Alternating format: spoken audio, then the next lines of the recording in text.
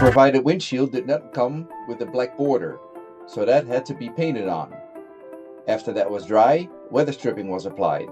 3M caulk was applied to the window opening and the window was set in place. Straps secured the window while it was drying.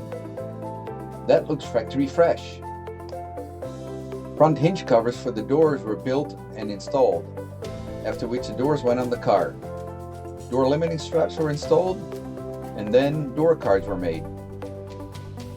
My arms get so tired while I drive, I need armrests, so I built some. Put nutserts in the bottom of the wood so I can mount them to the door, cover them in upholstery, and put them on the car. And for the finishing touch, the Daytona script.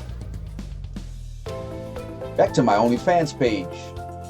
The fan shroud was built in order to get better airflow to the entire radiator. The front block-off plates needed to be installed, but I wanted to make them removable for maintenance purposes, so I cut them in half, installed nutserts, and with bolts put them in place. The lower splash guards were installed, and I also made a better landing place for the rubber seal for the upper splash guard. Finally, all the work under the hood paid off, as I had a good spot to mount the upper shields. I created a front upper radiator cover to ensure the airflow would go through the radiator and not over it. I spray painted the Daytona script onto the sills in a faded look, which was then covered with 3M clear tape for protection.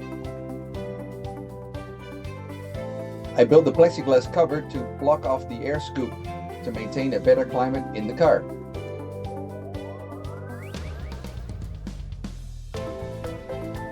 Just in case, we also added a fire extinguisher.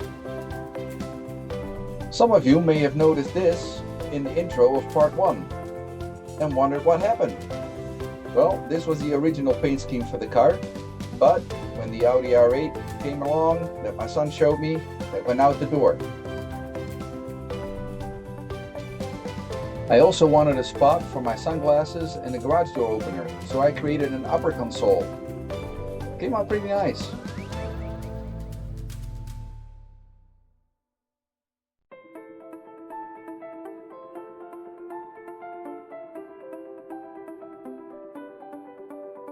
After looking at the car in the wild, I named it Valkyrie for its menacing look. The red and the black really play off each other. It's a menacing, mean, fast-looking car.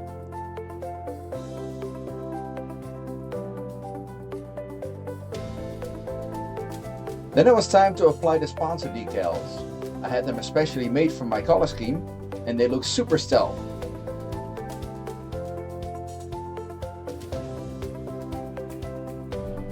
To make getting in and out of the car a little bit easier, and for theft protection, I installed a steering wheel with a removable hub.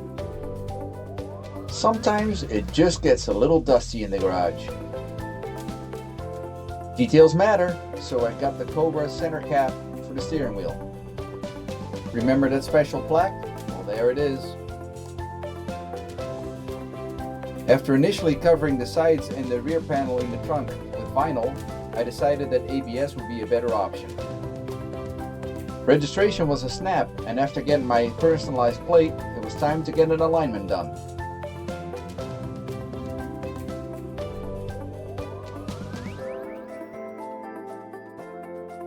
In addition to the heat insulation on the inside, I added heat shields on the fronts of the foot boxes on the outside. This will help keep the heat out of the foot box.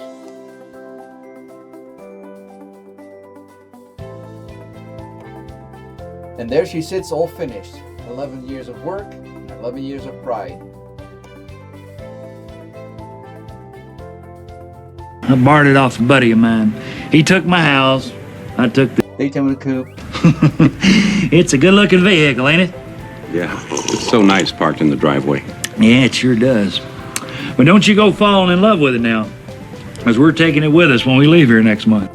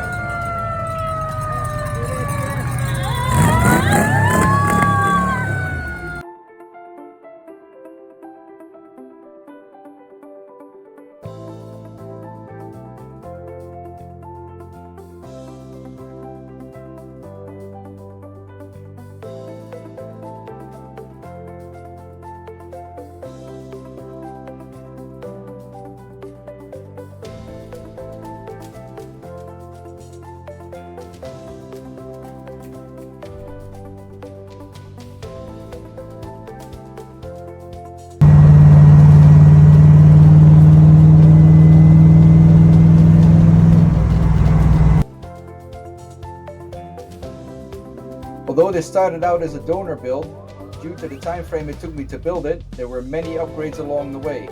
The only 3 parts remaining from the original donor Mustang: the gas tank, the steering rack, and the rear axle.